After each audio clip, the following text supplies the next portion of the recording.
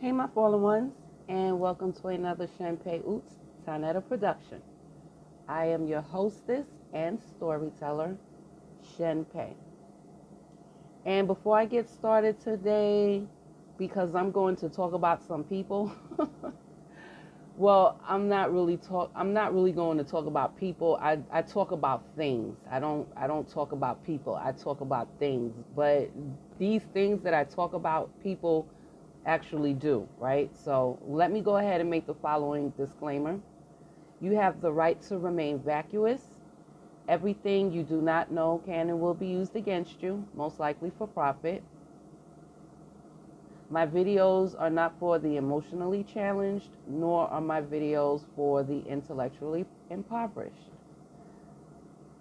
I am a storyteller, and this video is for entertainment purposes only. Okay, I'm sorry that I'm just so late with this.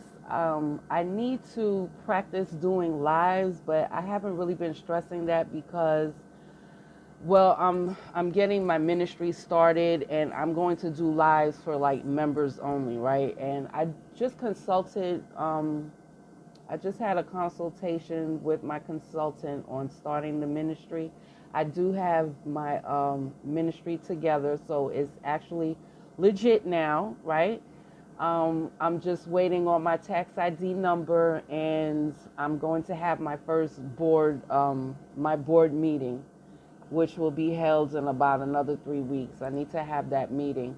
But I'm waiting on my tax ID, and we're also going to make it as, it's not a church, it's a ministry, but I will still be able to, well, I actually had to amend my article of incorporation.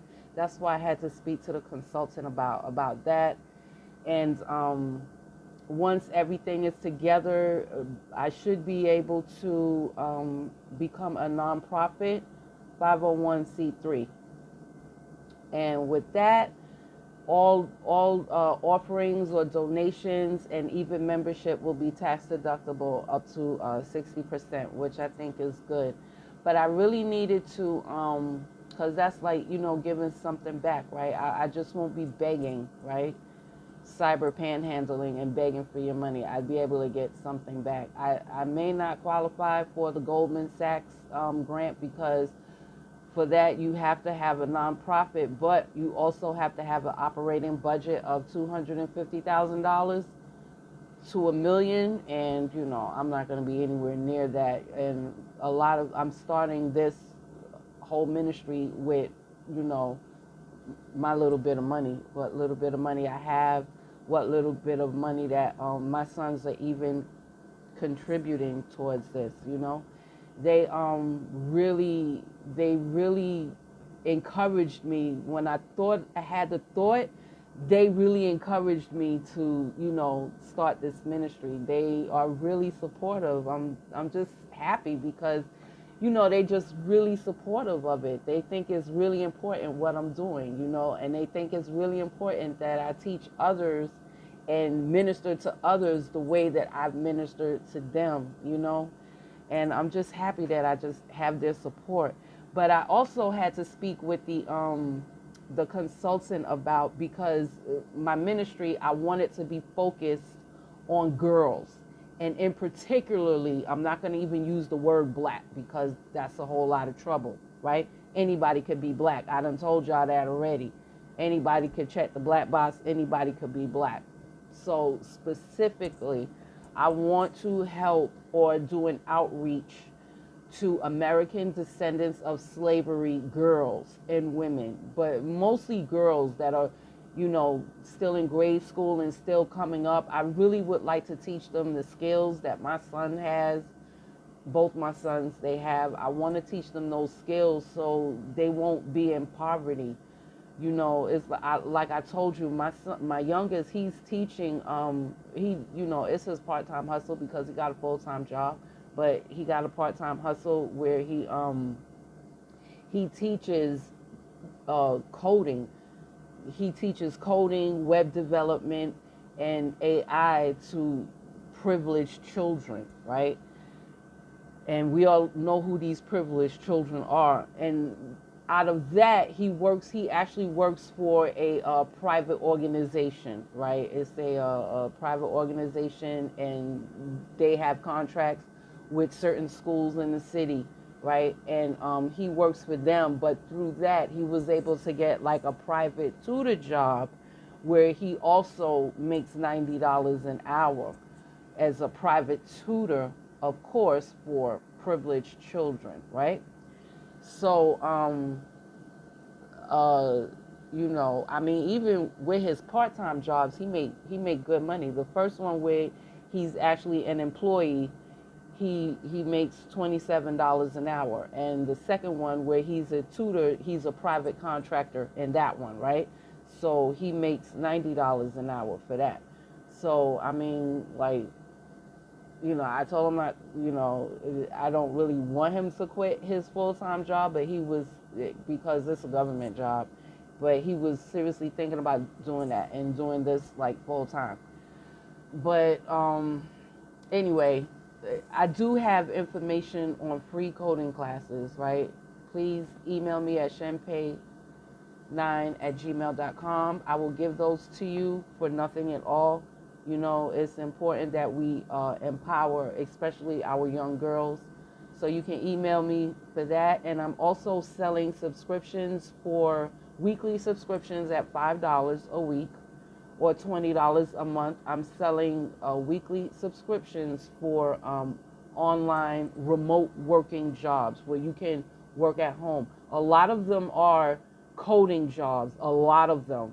But I also have a lot of jobs that are, how you say, like customer service, working on the phone. You just need a good, and even medical billing. Medical billing, that's what I do part-time. I left the, you know, the coronavirus is a game changer. And like Yvette Carnell said that, and Antonio Moore, it is speeding up. It's speeding up the timeline, right? It's speeding up the timeline. And a lot of American descendants of slavery, they are going to be left behind. I remember about 10 years ago, I was reading an article saying that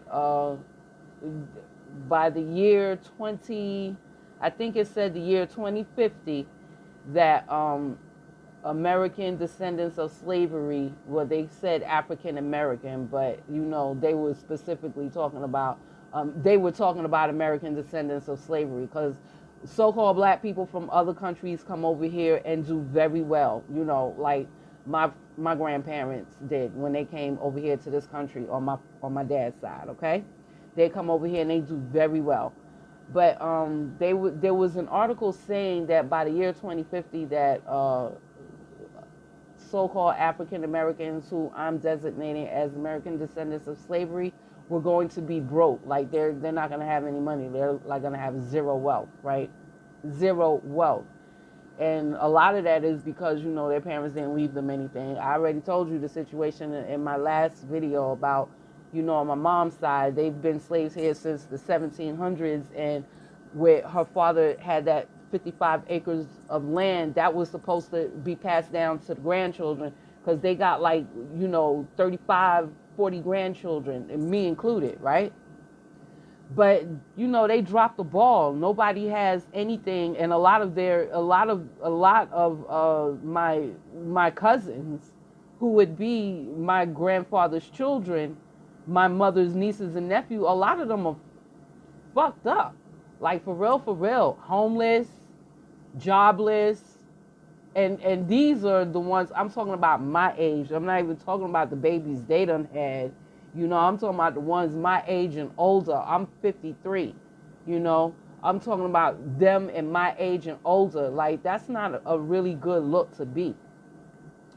But, yeah, it's just messed up. But, yeah, it's very important. I feel like I was talking to my consultant. Yeah, email me, please, and, you know, get with the times. The coronavirus is speeding up the timeline. So it's not going to be the year 2050 before American descendants of slavery will actually have no wealth. It's going to be, I give it like 10 years. I give it shorter than that, but I give it the maximum of 10 years,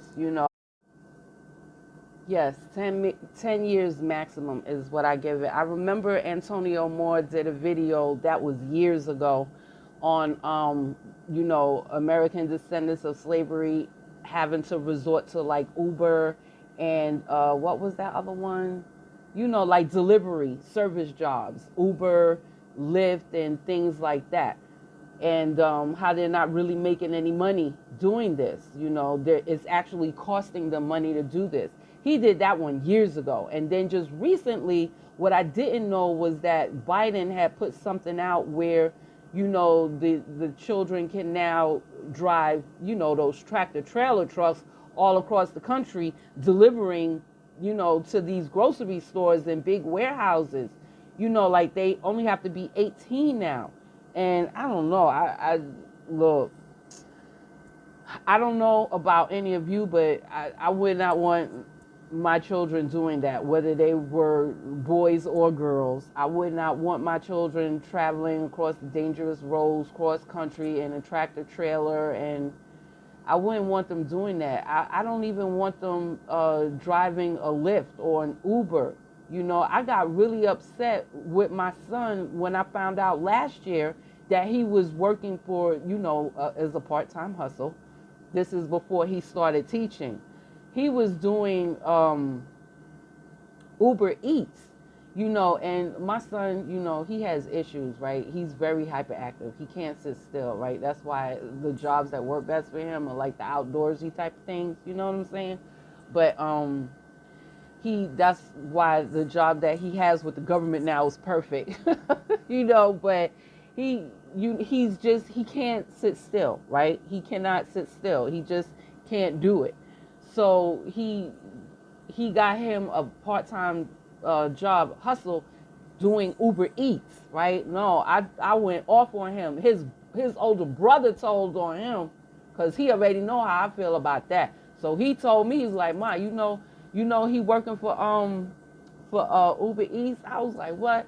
So I called that boy and I went off on him. I was like, no, I did not rear you to be doing no delivery service jobs. And on top of that, it's dangerous. It's too dangerous where I live. I don't know about where you live, but I know where I'm at in New York City. Like, that's a no-no. You got delivery people being robbed and murdered left and right, okay?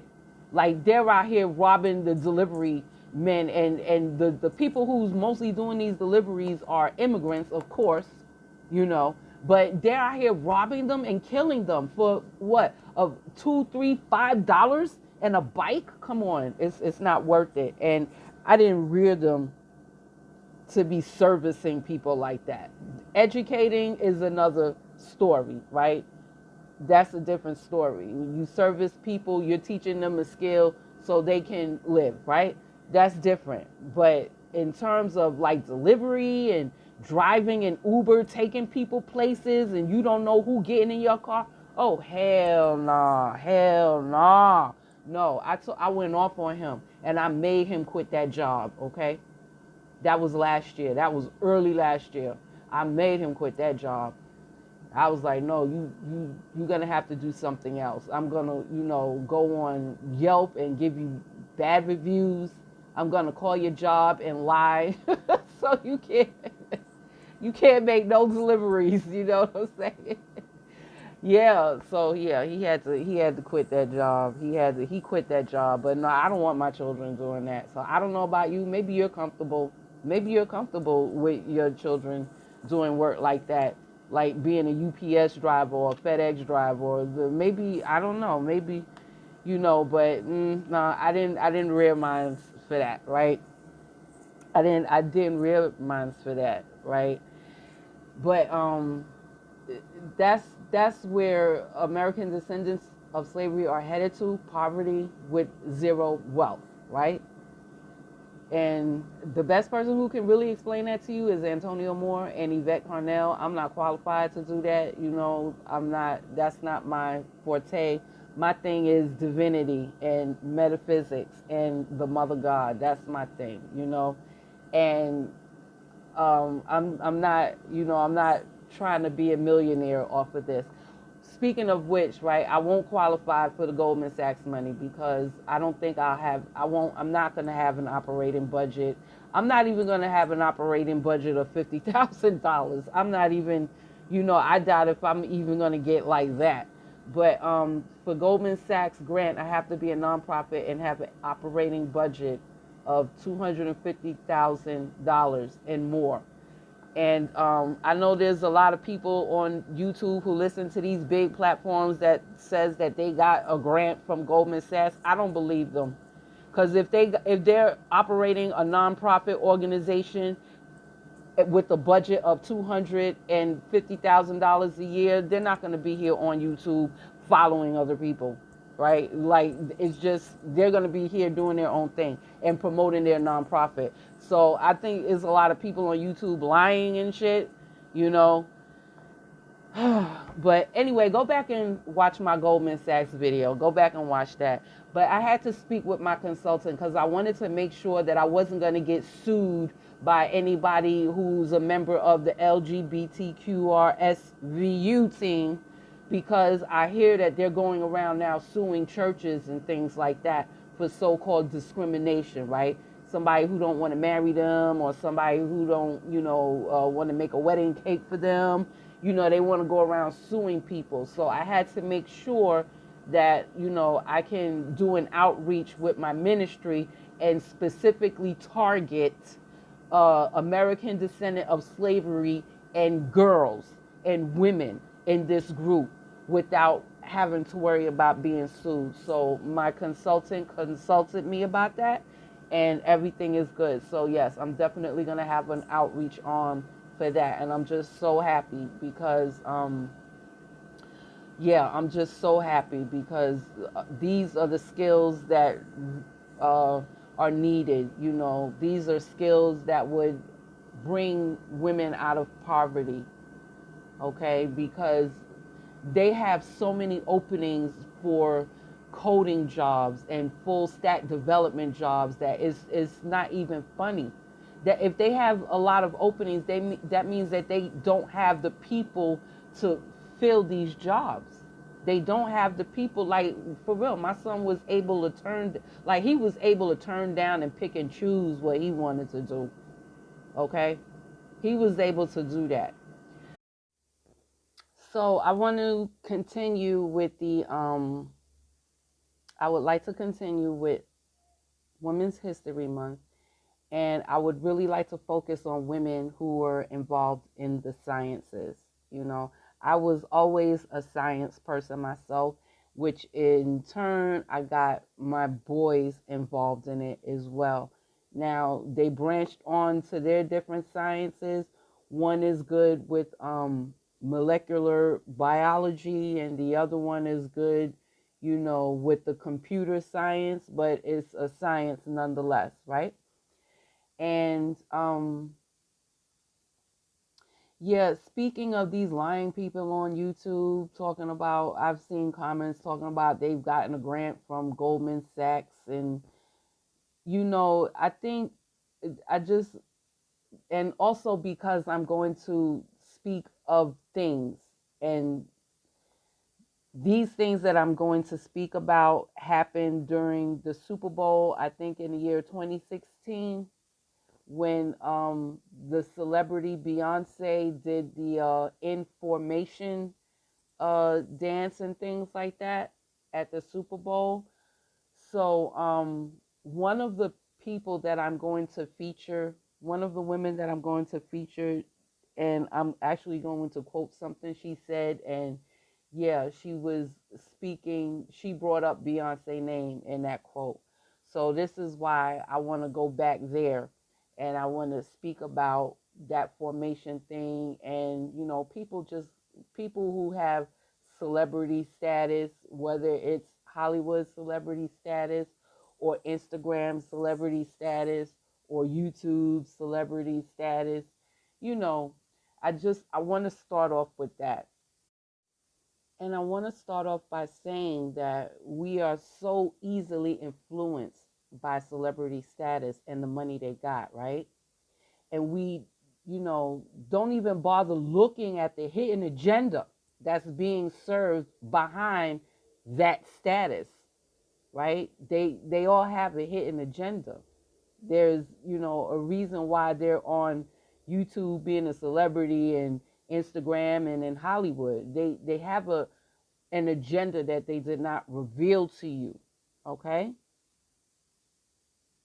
And they wouldn't even have that platform if it wasn't serving a diabolical agenda that is not in the interest of American descendants of slavery, in particularly women.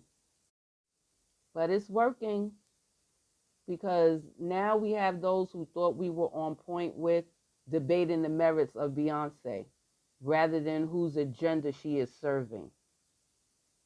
So we need to understand what is important to us as a people, as a group, and stick to those guns.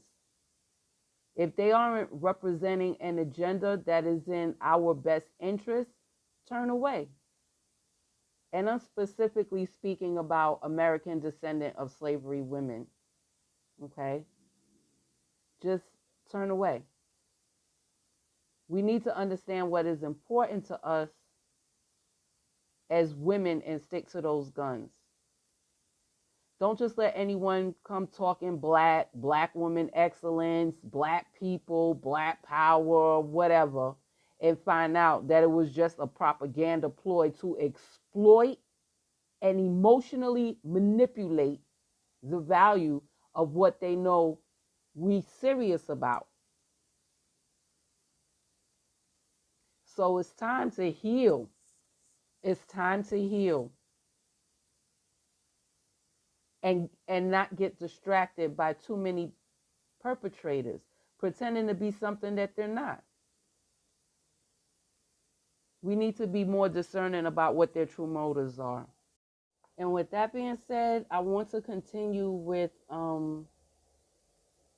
Black Women's History Month, and I want to start off with something that was written. I'm not going to put their name out there, but I'm just going to read it. And this was written back in 2016, immediately after Beyonce's Formation Super Bowl performance. Okay, so if the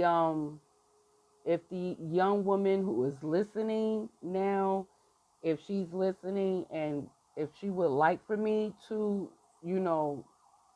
give her credit for this, please let me know, and I will be more than happy to do it. But for right now, since I published it originally, and when I originally published it, it was anonymous. For now, I'm just going to keep it anonymous, okay? So it says, I struggle when something is blatantly contradictory, whether or not I should address it. And in that case, naturally give it more airtime, or ignore it and not give it more energy to feed off of. So if I ignore it, though I feel personally justified for a few reasons, it always leaves me feeling frustrated with my perceived limitation, or not having any real power to destroy the illusion that certain contradictions bring, in particularly in regards to my people. Unfortunately, I am left with a taste of cowardice in my mouth when I choose to be silent, even when I'm justified in doing so, or when I think I'm justified in doing so.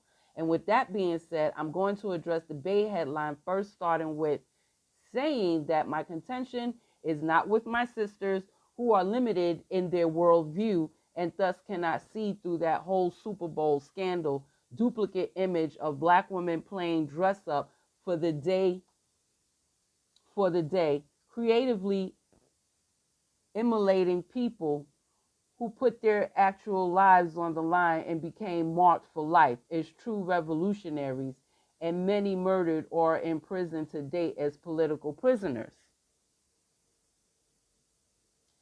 As a Black woman, I do not appreciate the cheapening of revolutionary ancestors' stories to opportune dress up devoid of real ongoing dialogue, and work to back up the stance that is presumptuously being made by toting a beret on the head and throwing up the fist of resistance. I think it's distasteful and disgraceful. As a mother witnessing the craft of play of painting graphic images for the masses in celebratory of the misuse of the sacred womb, the stargate of creation, by reducing it to a receptacle that a man who incidentally himself is being sexually objectified can prove his worthiness through the amount of sexual objectification he can deliver to her based on her specific desire to be sexually objectified. And then she put this in quote. When he fuck me good, I take his ass to Red Lobster cause I slay. When he fuck me good, I take his ass to Red Lobster cause I slay. If he hit it right, I may take him on a flight on my chopper cause I slay. Drop him off at the mall, let him buy some J's, let him shop up cause I slay. I might get your song played on the radio station cause I slay. I might get your song played on the radio station cause I slay. You just might be a black Bill Gates in the making cause I slay. I just might be a black Bill Gates in the making. Now she had that in quotes and I'm just assuming that was from her song. I don't know because I don't listen to black music. Like I said that before, so I digress. I've been said that. I ain't black no more. I don't listen to that music. I don't watch them perform. I don't watch TV. I don't. I like, look, I'm not with it, but I'm assuming that that's from her song, okay? I don't know, I'm just assuming. So then she continues to say, many women are seeing no problem with this because she danced around with women in revolutionary attire. So they say it's okay. Shaking my head, but can you sing and dance to this with your daughters? Beyonce isn't empowering women in her formation skit. She isn't giving women a criterion of integrity as guidelines to size up a man. Beyonce isn't empowering women. She is reducing a sacred act of intimacy between a man and a woman to something to be bargained off for material gain. If a man sexually pleases her, according to her lyrics, she might provide him with something of a reward: food, clothes, employment opportunity, etc. All of this he can have if he fuck her good. Beyonce is not encouraging a healthy relationship between the African man and African woman. She didn't say she will provide or support him with meal, clothing, gainful employment because he's struggling and she has his back, or because she understood the system and knows the black man is violently under attack, or anything of integrity in nature. No, she has reduced her relationship of engagement with him to carnal sex and doggy treats. She's grown. She can have all the sex she wants and with whom and how she wants. But creating a dynamic where sex and material are exchanged for service reminds me of something else other than revolutionary. Yeah, she's crafty, so sisters might be under the spell, but nothing is revolutionary or black power about her song or staged play. What it is, though, is destructive to the relationship between the divine masculine and divine feminine. She brought her underage daughter along for the ride. I like my baby hair with my baby hair in afro. She put that in parentheses. Yeah, she seems to have a thing for afros. She likes them on her baby and her backup dancers, but not on her. She will keep the European beauty standard of long blonde hair for herself while also bragging on having Creole blood. Never mind the facts that Creole bloodline is evidently linked to rape and colonization of slave women. Inherited light skin being celebrated comes deeply from rooted conditions of hatred and embedded shame, pain of dark skin. An African woman celebrating light skin as a sign, or a black woman, of celebrating light skin as a sign of African beauty is indirectly placing value and feeding into the stereotype of status based upon skin complexion.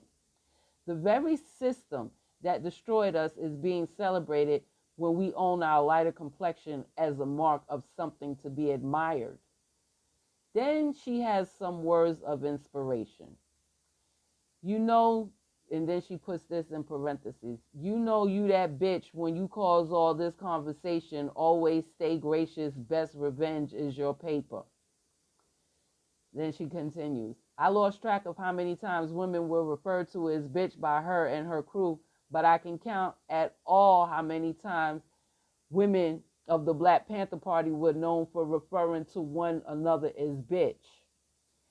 And paper is the recourse for revenge, not avenging the ancestors, not healing and rebuilding the Black family, not reclaiming all that is rightfully ours as Black people, etc. But she calling on to individualistic revenge, and money is the highest revenge, basically.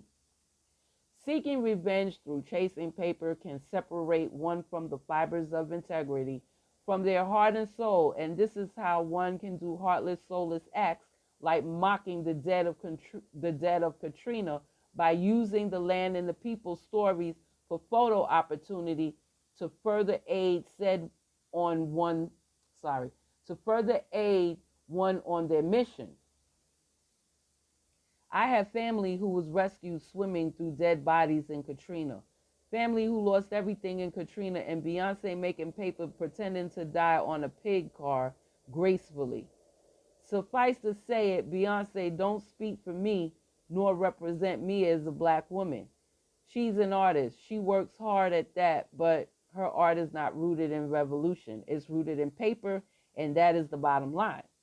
She will use what she have to get what she want, and it's all about slaying to get it. And if you ain't slaying according to her terms, well, Trick, you can get eliminated. She is two things, a person out for herself and a pawn in a bigger scheme. Do I look to her with any expectations because she is a big artist? Hell no. But she's using her platform to co-opt and maintain her audience by using the image of a true revolutionary woman, which I find degrading to the lives and work of sincere people who walk the walk and talk the talk, and when it's most dangerous and even deadly. She don't get no credit from me. I do not feel inspired by her. I am not getting information with her, nor the likes of her and her kind. I do not want to slay. I want to be free. So that's the end, and it was written anonymously. And this was written in 2016. So I do agree with a lot, except for the Black part, because like I said, I'm not Black no more. But still, what she says is truth. What she says is truth. And I wanted to bring that up because, you know, Beyonce is a woman, and she do get a lot of props from so-called Black women in the Black community. You know, she gets a lot of props. And actually, there were a lot of so-called Black women defending her and her performance. But I don't watch TV. I don't watch TV, so I wouldn't know. But I do know that I'm not really with being a mule for Black men. Like, have his back, he's supposed to have mine. And that women should, especially and particularly so-called Black women, because I believe that these males are G. Floyds all over the planet, no matter where they're at. And like I said, it's a karmic debt that they have to pay. But at the same time, with that karmic debt that they have to pay, so-called Black women cannot give in to, they have to, like, they really have to, they can't compromise their integrity and self-respect. They can't compromise that. They can't compromise that with these G. Floyds, like, for real. Like, they need to pick up their integrity and self-respect up off the ground. And I know it's hard to do when you have entertainers like this with such a large platform, and even other people on other platforms like social media that'll come out here and you know, it's all for a hidden agenda. They're not really looking out for your best interest. They are not really looking out for your best interest. And like I said, you just need to be able to discern. You have to use discernment. And I think before you can even begin to use discernment, you really have to pick your self-esteem up first. Like that has to happen before anything else can happen. You got to get your self-esteem up and pick it up off the ground, put it in your back pocket, carry it with you like the American Express card. You don't leave home without it. You know, you carry your self-respect with you. You carry your self-esteem with you. You carry your integrity with you. I think that's the first thing that has to happen before these so-called black women can even begin to make any type of discernments, right? And another thing, you know, with that entertaining thing, you know, like we shouldn't be so eager to dance that we allow ourselves to be indiscriminately swept up in another person's scheme simply because it's wrapped up in a pretty red cloth, okay? Like for real, for real. But I want to go ahead and now I'm going to feature this beautiful young lady. Or my bad, I meant to say beautiful young woman because, you know, these days anybody could be a lady, right? Not everybody could be a woman. I don't care what the law says, okay? Anybody could be a lady. Not everybody could be a woman. And I don't care how many laws they pass, okay? All right. So her name is Dr. Hadia Nicole Green, and she's one of the fewer than 100 black women physicians in the country. She's American descendant of slavery. But I'm using black this time as an amalgamatum, as a monolith, right? But she is American descendant of slavery. She's one of the few physicists in the country who are American descendants of slavery. And she, back in 2016, right after the Super Bowl that Beyonce performed at, she won $1.1 million grant to further and develop a technology that she's pioneered that uses a laser activated nanoparticle to treat cancer. So she invented that. That's what pioneer means. She invented some type of technology to treat that deals with nanoparticles to treat cancer. So Dr. Green, she lost her parents when she was young. She was raised by her aunt and uncle, and while still at school, her aunt died from cancer. And 3 months later, her uncle was diagnosed with cancer too. So she went on to earn her degree in physics at Alabama A&M University. And she was also crowned homecoming queen while she was there, before going on full scholarship to the University of Alabama in Birmingham, to earn her master's and PhD. So there she would become the first to work out how to deliver nanoparticles into cancer cells exclusively so that a laser could be used to remove them. And then she successfully carried out her treatment on living animals. So as she takes on her growing responsibilities, Dr. Green still makes time to speak at schools, boys and girls clubs, and other youth events. And she said, I quote, young black girls don't see those role models, scientists, as often as they see Beyonce or Nicki Minaj. It's important to know that our brains are capable of more. I'm into that, Dr. Green. I'm into that. I'm going to repeat that. Young black girls don't see those role model scientists as often as they see Beyonce or Nicki Minaj. It's important to know that our brains are capable of more. Amen to that. That's why I went on that whole Beyonce tangent. And I wasn't even really on the Beyonce tangent. I'm just talking about the things, the behaviors, you know, that surrounds this celebrity, whether it's her, Nicki Minaj, or anybody else, you know. It's just this whole energy that surrounds this celebrity.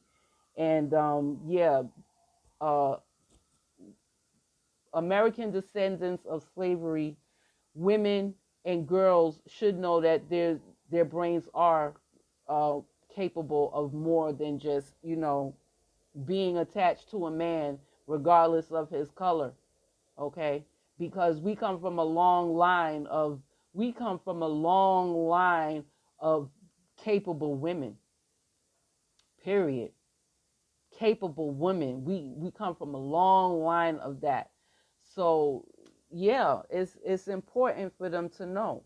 And she does an outreach, which which is really cool, and that's what I want to do too. She does an outreach for both sexes though, but mine will be particularly focused on American descendants of slavery girls.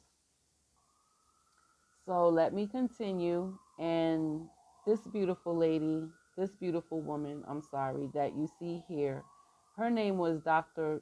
Claudia J. Alexander, and she passed away, unfortunately, in July of 2015. And unfortunately, her cause of death was breast cancer. And it's just so sad that, she wasn't here when Dr. Green finalized her new technology to treat cancer, right? But I want to give homage to her because she was also a scientist, and a lot of us are never spoken of, okay? She was a NASA scientist who oversaw the dramatic conclusion of the space agency's long-lived Galileo mission to Jupiter. And she also managed the United States role in the International Comet Chasing Rosetta Project. And she died on July 11th at the Methodist Hospital of Southern California in Arcadia. And the last one I'm going to feature for today is this beautiful young woman who actually, she was too young. She passed away in 2008, I believe, at the age of 30, 35, maybe. She was 30 something. She was born in 1969 and she passed away in 2008. Her name was Beth Brown. And these women, I want y'all to research these women because I'm sure you've never even heard of them. And I would really like for you to do your own search and discovery on these women like I have. I'm just putting their names out there so you know that they even exist, okay? Her name is Beth Brown, and she was an astrophysicist in the sciences and exploration director at NASA's Goddard Space Flight Center. My youngest son almost went there one summer. I don't know. I think another opportunity came up for him and he took that. But they have a space program for the youth in elementary and middle school and in high school, I believe, where they get to go there and be like an astronaut for a whole week. And parents can even join them too. Yeah. But anyway, she was the director at NASA's Goddard Space Flight Center, and she was the first American descendant of slavery woman to earn a doctorate degree in astronomy from the University of Michigan. And unfortunately, this beautiful young woman left early, and I'm so sure there were a lot of things that she could have accomplished,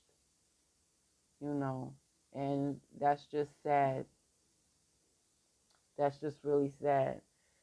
And I know I said I was going to make her the last, but I want to do another one, just one more. And her name is Dr. Dorothy Lavinia Brown. And she was born January 7th, 1919, and she passed away June 13th, 2004. She was also known as Dr. D. She was an American descendant of slavery surgeon. She was a legislator and a teacher. She was also the first woman surgeon of ADOS ancestry from the southeastern United States. Dr. D was also the first American descendant of slavery to serve in the Tennessee General Assembly, having been elected to the Tennessee House of Representatives. So when I say ADOS, that's just the acronym for American Descendant of Slavery, okay? So she was the first one ADOS to serve in Tennessee General Assembly and also elected. This beautiful woman right here. And I'm just going to leave it there for today. And tomorrow I'm going to come back with several more ADOS women, okay, that you should know exist and existed, okay? So until then, tomorrow I'll talk to you soon. I need to go and work on some things, and I have to practice my Korean also, but I need to work on some other things. So I'm just gonna cut it short here. Please email me at shenpe9@gmail.com so I can give you the information for the free coding classes. These are free, okay? And until then, please stay safe. Have a great day. Have a good evening wherever you at on the side of the planet, on the side of the world. And I'll talk to you later. Later.